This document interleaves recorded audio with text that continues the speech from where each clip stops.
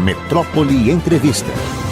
Eu vou conversar agora com uma figura muito importante. Ele é médico, neurocientista, professor da Duke University na Carolina do Norte, nos Estados Unidos, e coordenador do Comitê Científico de Combate ao Coronavírus do Nordeste e considerado um dos 100 pensadores de maior influência no mundo.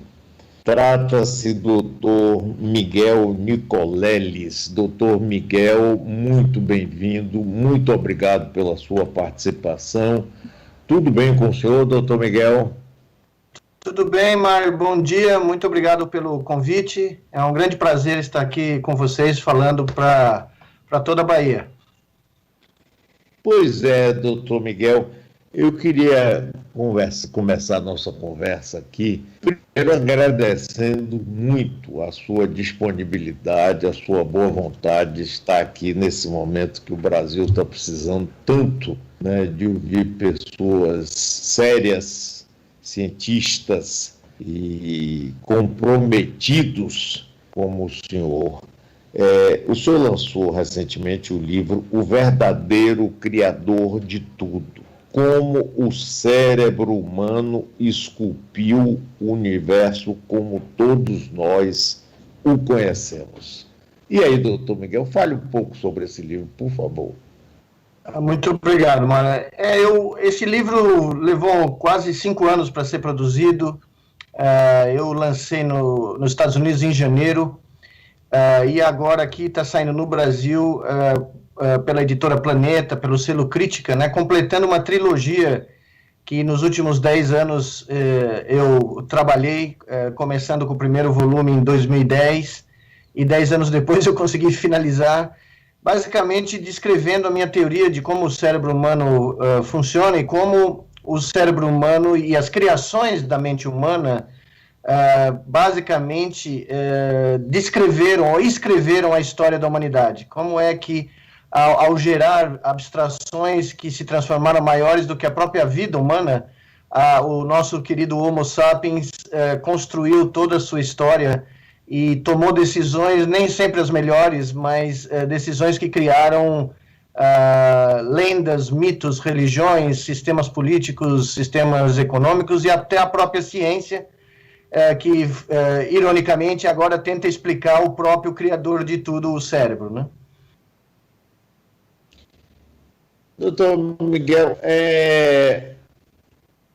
hoje, por exemplo, ao longo, né, da história da humanidade, muita coisa aconteceu e no momento que nós vivemos hoje, as coisas acontecem, aparentemente, não sei se sou que estudou isso, conhece, numa velocidade muito mais acelerada.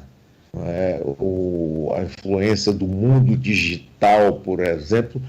Como é que o cérebro, né, que é o criador de tudo, como é que ele funciona, como é que ele atua, como é que ele age, como é que ele influencia e é influenciado por tudo isso?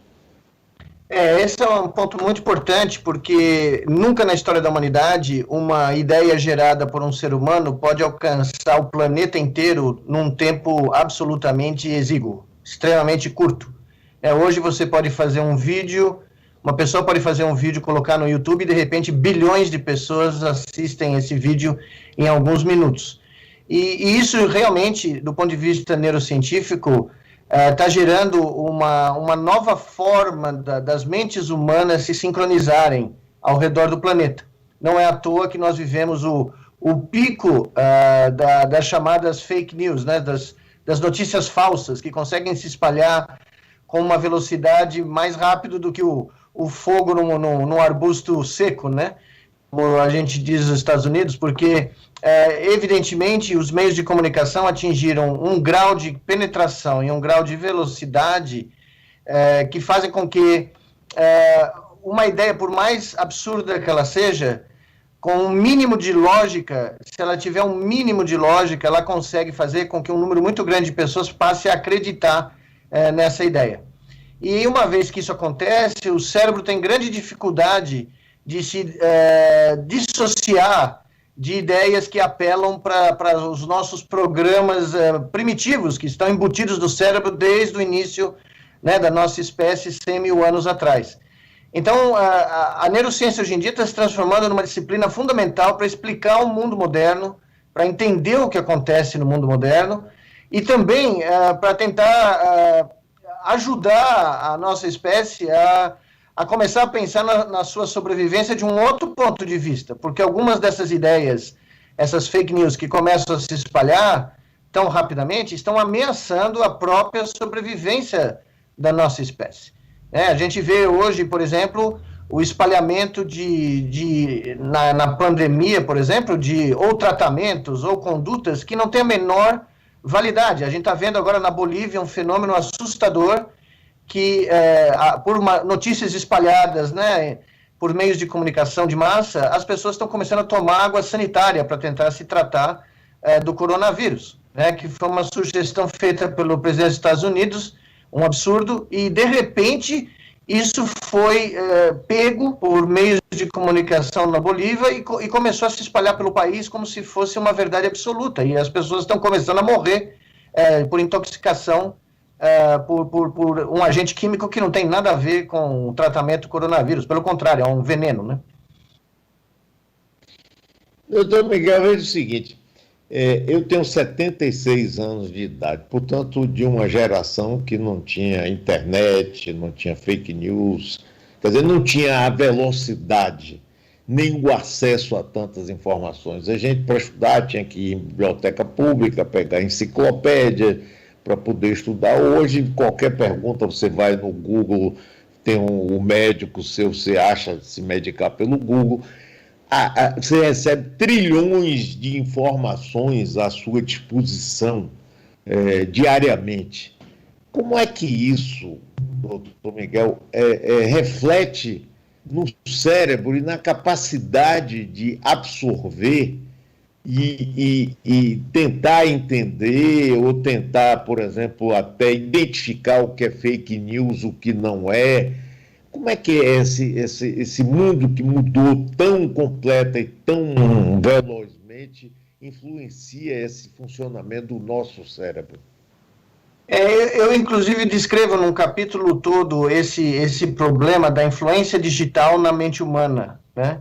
E já existem evidências de que, como o cérebro é um órgão que está em contínua modificação, ele está em contínua adaptação, porque a única forma de nós sobrevivermos exatamente é porque o cérebro consegue se adaptar às novas contingências do mundo, né? Quando muda alguma coisa aqui fora, o cérebro se adapta para poder nos ajudar a sobreviver.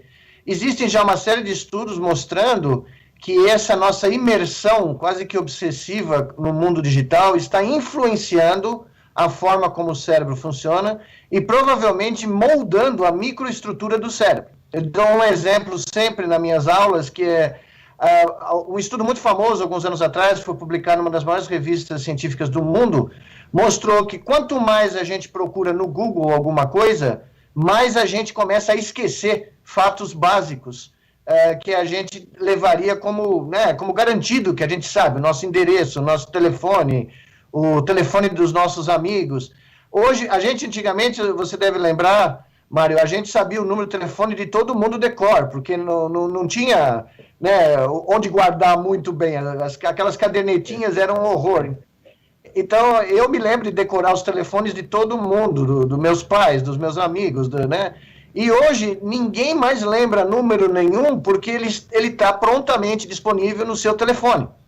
E esse estudo de colegas nossos americanos foi o primeiro a mostrar uma queda de performance cognitiva. Agora existem vários outros, mas queda de performance cognitiva é quando a gente empresta a nossa memória para o Google.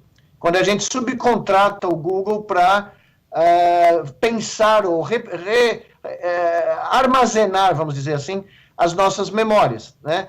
Eu, a partir desse estudo, comecei a abandonar essa prática. Eu sempre procuro lembrar por mim mesmo os fatos históricos, ou datas, ou telefones, e aí eu comecei a sentir uma diferença muito grande na minha performance mnemônica, né? Eu comecei a ver que essa prática de me esforçar para guardar no meu cérebro o que é fundamental me ajudou demais a manter a minha agilidade cognitiva. E existem outras formas, e o que você falou é muito pertinente, porque a forma primeira da nossa memória, ela é limitada, ela não é um troço infinito. O que a gente chama de memória de curto prazo tem um buffer, uma região de acumulação pequena. E nós estamos continuamente sendo bombardeados com um zilhão de informações que, em certos momentos, outra complicação é distrair a nossa atenção. As pessoas estão tendo cada vez mais dificuldade em focar numa tarefa mais complexa, numa leitura mais complexa. Então, alguns estudos mostram que quanto mais a gente lê textos que possuem links para outras páginas da internet, para outros textos, menos a gente consegue entender texto. E isso está se manifestando muito provavelmente nas novas gerações, na capacidade de entendimento de textos mais complexos. Ou seja, nós criamos algo que é um mundo digital, veio da mente humana, mas o mundo digital está, de certa maneira, esculpindo um novo cérebro das gerações futuras. E eu não acho que necessariamente é um cérebro melhor do que o cérebro que nós tínhamos antes do mundo digital. Não necessariamente, ele pode ser até mais prático, né? A vida pode ter ficado mais fácil, mas ela não necessariamente contribuiu por uma melhora cognitiva em aspectos fundamentais da mente humana, né? Pois é, doutor, que coisa interessante você está dizendo aí, sabe?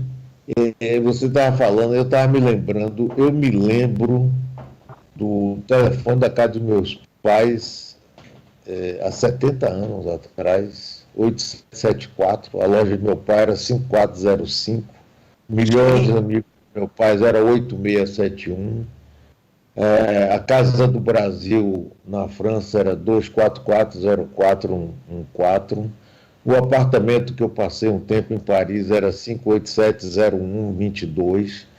E muita gente, às vezes, quando eu estou falando aqui, está pensando que eu estou lendo, eu estou me lembrando, porque eu me preservo muito em relação a isso. Agora, é uma coisa, eu nunca tinha pensado nisso, talvez tenha sido absolutamente instintiva, porque isso é terrível mesmo, as pessoas não lembram mais de nada, né? A gente tem o Google, tem o celular, que tem o telefone de todo mundo.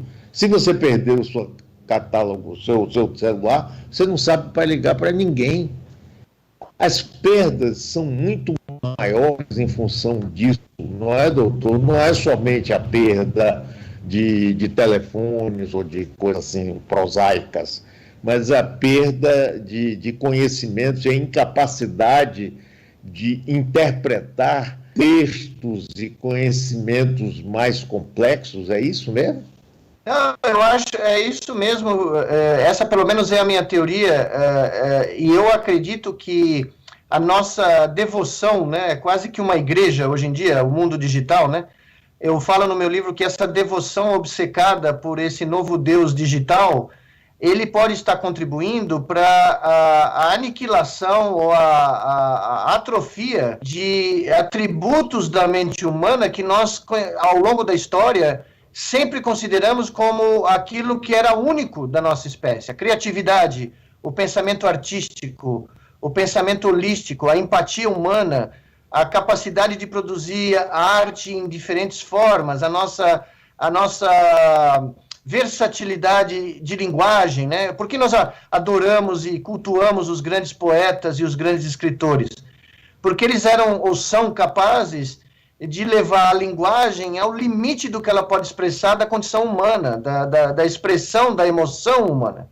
E eu temo que existem algumas evidências já sendo acumuladas de que essa homogeneização digital está produzindo um comportamento humano que cerceia essas atribuições criativas de pintores, escultores, poetas, cineastas, enfim, até de cientistas, né? Porque ele homogeneiza toda a forma de comportamento humano. E quando você homogeneiza algo, você elimina a diversidade, o que as pessoas não se dão conta é que você elimina a criatividade. Você deixa de ter aqueles elementos humanos fora da curva que nos trazem a momentos de emoção indescritíveis, né?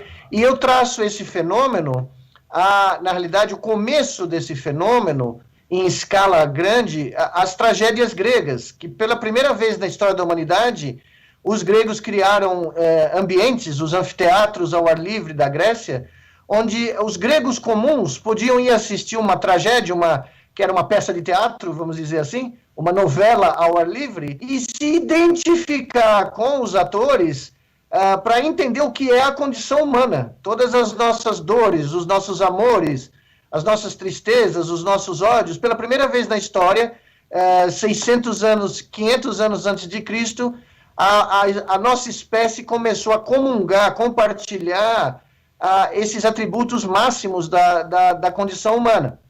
E, curiosamente, o mundo moderno, que nós tanto valorizamos como sendo extremamente avançado, pode estar começando o processo de destruir a maravilha que os gregos nos ofertaram 500 anos antes de Cristo. Né? É uma ironia, né? Nós apregoamos o progresso e o progresso pode ser o nosso fim. Eu estou conversando com o doutor Miguel Nicoleles. Doutor Miguel, isso também torna mais fácil a manipulação de grandes parcelas da população, da humanidade?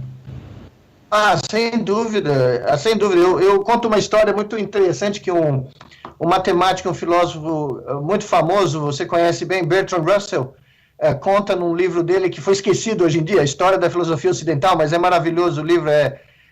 As pessoas ficam com medo de ler o livro porque vem História da Filosofia Ocidental, mas o Bertrand Russell era um gênio tão sensacional que ele escreve o livro como se fosse uma conversa com você, então você não se assusta com nada ali, né?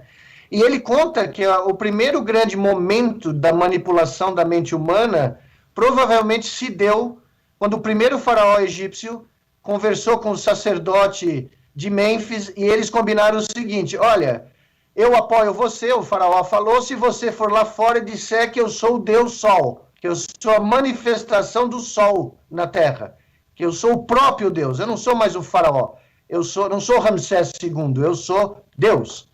E ele foi e fez. E instantaneamente, milhões de egípcios acreditaram. E por causa disso, nós temos hoje as pirâmides, né? Porque os egípcios não acreditavam que eles estavam fazendo um trabalho para um ser humano. Eles não estavam trabalhando por uma merreca para satisfazer o ego de um ser humano. Não, eles estavam trabalhando para o Sol, para o Deus Sol. Então isso deu início, segundo Bertrand Russell, a longa história de manipulação da verdade e dos fatos que a nossa espécie construiu em paralelo, né?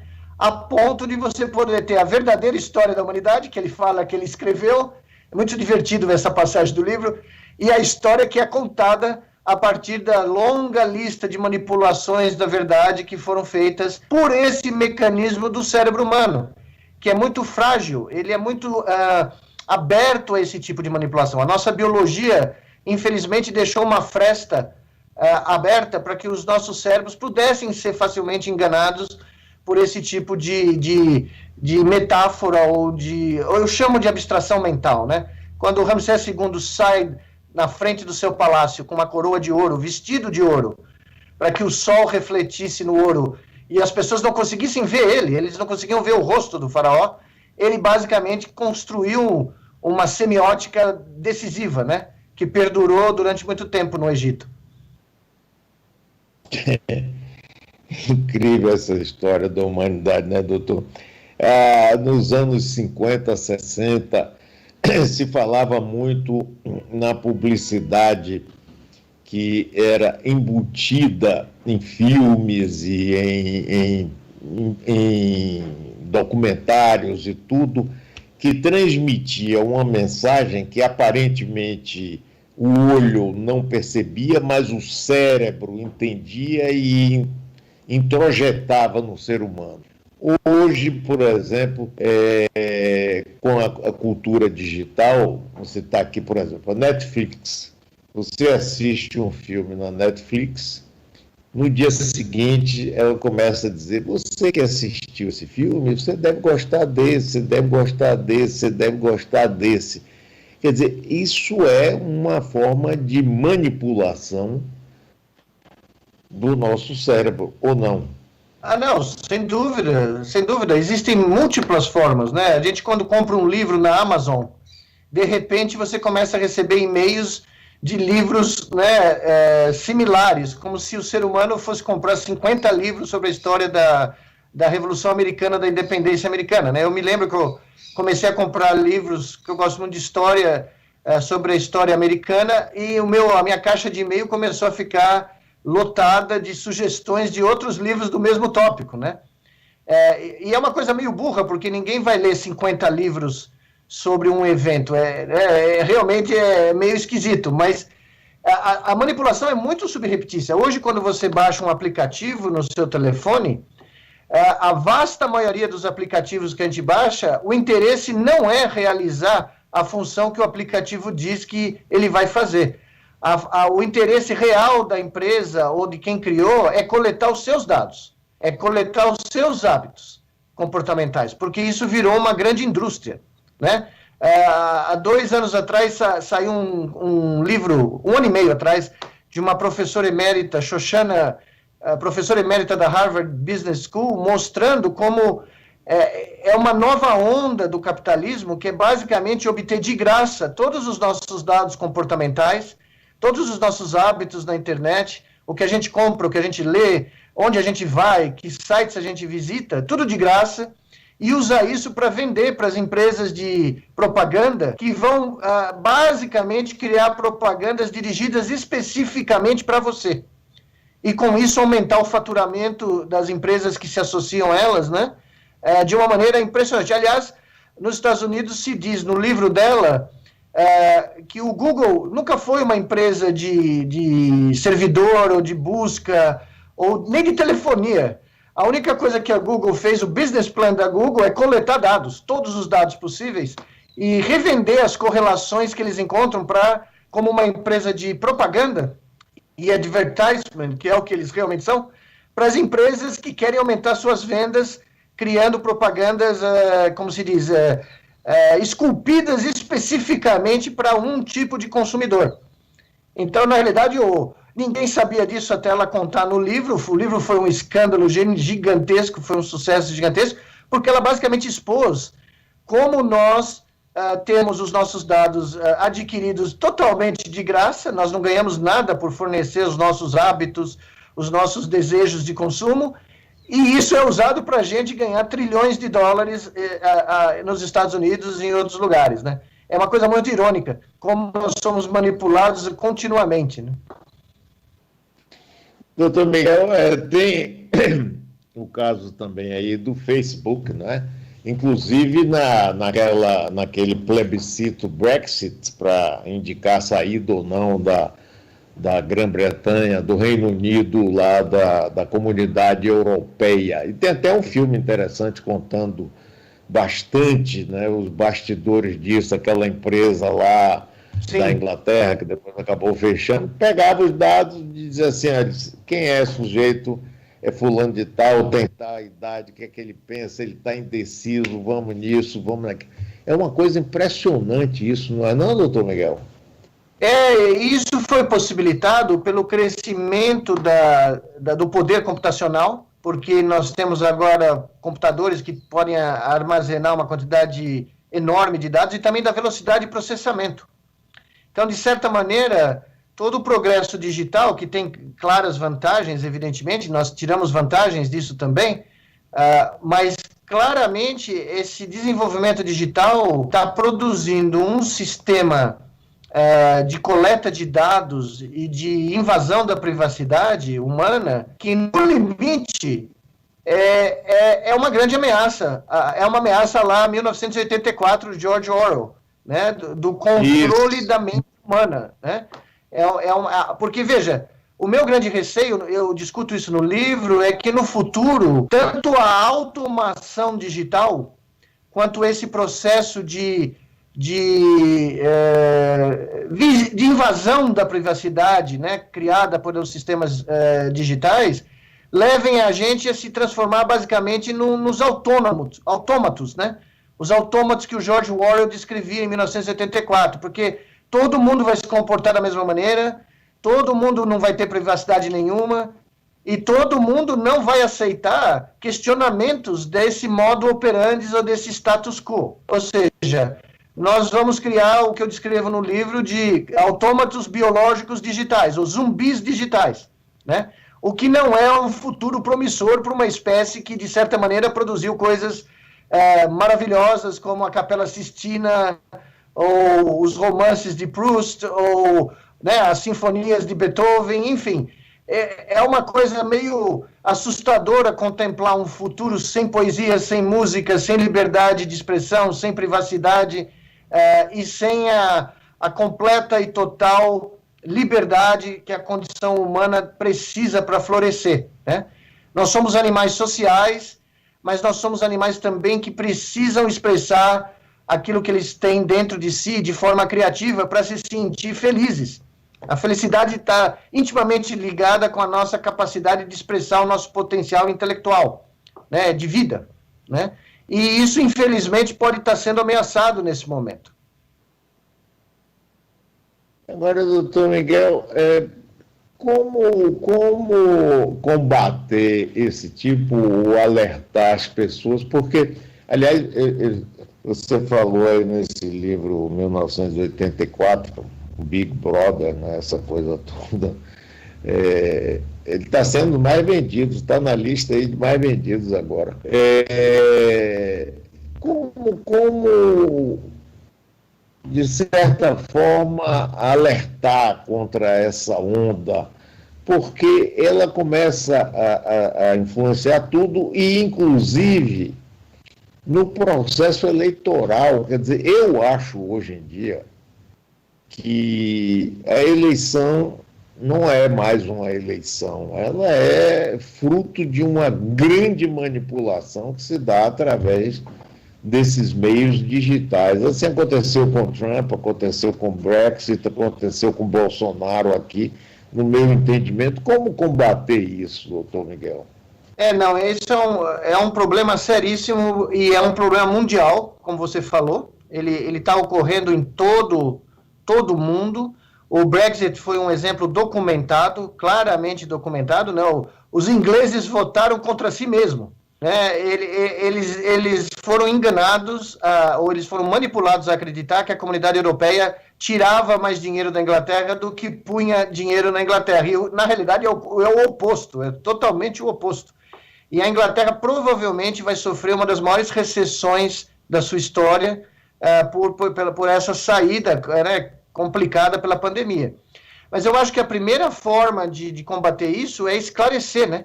É contar isso, é trazer à tona toda essa manipulação, como ela foi feita, e no caso eleitoral, que eu acho que é o caso mais grave, porque, como a própria Shoshana fala no livro dela, como é possível exercer a democracia se todas as eleições hoje podem ser manipuladas por remessas de WhatsApp? Como é possível acreditar nos resultados ou dar legitimidade aos resultados se existem grupos de psicólogos e neurocientistas trabalhando para criar mensagens que podem manipular a mente humana nas vésperas de uma eleição? Isso é conhecido, isso é sabido. O Facebook e outras empresas, tem muita gente trabalhando para fazer mensagens, né, ou usar mensagens dessa forma. E a questão básica é preciso trazer isso à tona primeiro, e é preciso, por exemplo, os códigos eleitorais têm que ser modificados. Eles têm que prever e punir severamente esse tipo de manipulação. Porque não é concebível que na véspera de uma eleição, como nos Estados Unidos, eu estava lá, eu estava esperando o resultado, foi a coisa mais chocante do mundo. Todos os grandes jornais, às 7 da noite do dia da eleição, diziam que a Hillary Clinton tinha ganho a eleição. Então eu desliguei a televisão, fui trabalhar nesse livro, inclusive, já estava fazendo o livro. Quando eu volto, ligo a televisão à 1 da manhã, o Trump tinha ganho.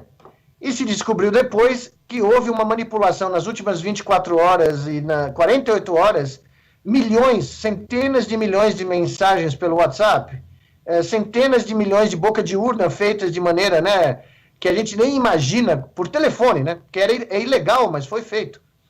Então, a questão da democracia no mundo digital é uma questão central, porque, novamente, voltamos aos gregos, né?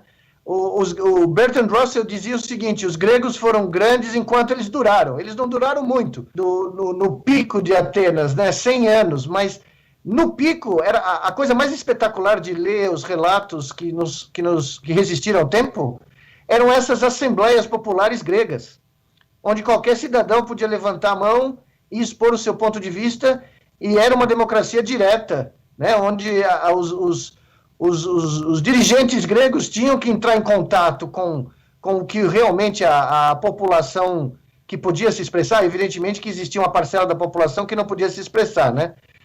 Que eram os escravos gregos, mas, enfim, a democracia está em risco. Eu não tenho a menor dúvida disso. Não sou eu somente que fala isso atualmente. Existe uma literatura farta. Nos Estados Unidos existe um movimento já para regularizar ou regulamentar o uso de meios digitais. Agora, no Brasil, nós estamos expostos de maneira total a essas manipulações, por exemplo, do WhatsApp, né? Enquanto isso não for cerceado, enquanto isso não for penalizado, como a gente pode realmente levar a sério um processo eleitoral? Fica muito difícil, né? Você começa a ter dúvidas de tudo. Sem dúvida. Doutor Miguel Nicoleles é também o coordenador do Comitê Científico do Consórcio Nordeste, desde o final de março. Doutor, fale um pouquinho agora sobre a pandemia aqui e essa posição negacionista do presidente Bolsonaro. O comitê, né, como o senhor disse, começou a trabalhar no final de março. É uma iniciativa única. Eu fiquei muito feliz com o convite. Eu estava aqui no Brasil, eu tive que voltar ao Brasil para ficar com a minha mãe aqui em São Paulo, e de repente fui surpreendido por esse convite, numa atitude realmente ousada, criativa do Consórcio Nordeste, dos 9 governadores da região Nordeste, em constituir um comitê com representantes de todos os estados, mais cientistas convidados, para tentar gerar ideias, sugestões, realizar um mapeamento de risco, de cenários, para assessorar todos os gestores estaduais nas suas decisões, né? O comitê consultivo voluntário, todos nós somos voluntários, e nós só oferecemos recomendações, nós não temos nenhum caráter operacional. Mas, de qualquer forma, foi o primeiro comitê científico do Brasil, e até hoje tem sido, eu tenho muito orgulho de falar isso, o comitê que mais produziu recomendações e que tem tido uma repercussão não só no Brasil, mas há algumas semanas o governo do Paraná entrou em contato conosco para usar toda a nossa prática, o nosso know-how e os nossos boletins na região oeste do país, para constituir o primeiro comitê da América Central. Ou seja, o Comitê do Nordeste exportou o seu know-how, né, para fora do país. Agora, o problema do negacionismo talvez seja o problema mais grave nesse momento do Brasil. Eu falo sempre que a batalha da informação no Brasil ela é tão crucial quanto a batalha sanitária. Porque no caso do Brasil, a batalha da desinformação, do negar a relevância da ciência, mata pessoas. Ela está contribuindo para mortes. E esse é o grande drama. E também, eu só para também não ser totalmente maniqueísta, isso também está acontecendo nos Estados Unidos. São os 2 grandes países onde o negacionismo se enraizou. Isso não acontece de uma maneira tão sistêmica na Europa, é uma coisa muito curiosa, e não acontece de forma alguma na Ásia. Japão, Coreia do Sul, Vietnã, China, em nenhum desses países você vê setores significativos da população negarem a relevância da ciência no momento onde a ciência é crucial, que é no meio de uma pandemia, né? E no Brasil, o problema maior é que o exemplo vem de cima. E é isso que é extremamente constrangedor e danoso, porque vem do presidente da República, vem dos seus assessores, vem até de ministros, que num momento tão grave quanto nós vivemos, não reconhecem a relevância do isolamento social, sugerem o uso de drogas que podem matar as pessoas, que não têm efeito nenhum, como a cloroquina, né? É bom ressaltar. Não há efeito comprovado algum dessa droga, desse medicamento, em qualquer fase de infecção do coronavírus. Inclusive, ontem, uma das maiores revistas do mundo, o New England Journal of Medicine, publicou um artigo de brasileiros, de um grupo de pescadores brasileiros, pondo a pá de cal na cloroquina, mostrando que não houve nenhum benefício nos pacientes estudados. Agora, é o que eu tenho falado, inclusive, quando eu falo com a mídia internacional, recentemente eu estava falando com a BBC, e eu disse a eles, no Brasil, o negacionismo científico está matando pessoas, literalmente. E esse é o nosso drama, nesse momento.